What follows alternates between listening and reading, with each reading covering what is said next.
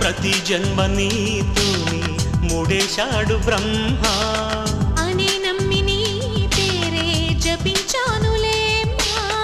అదే పాట నా దాకా ఎలా చేరనమ్మా ప్రతి పాట నా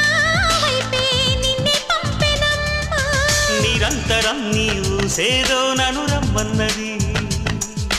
ప్రతి క్షణం నీ ధ్యాసేగా కలవరించి వరించి రప్పించుకున్నది అలా చూడు ప్రేమలోకం పిలుస్తున్నది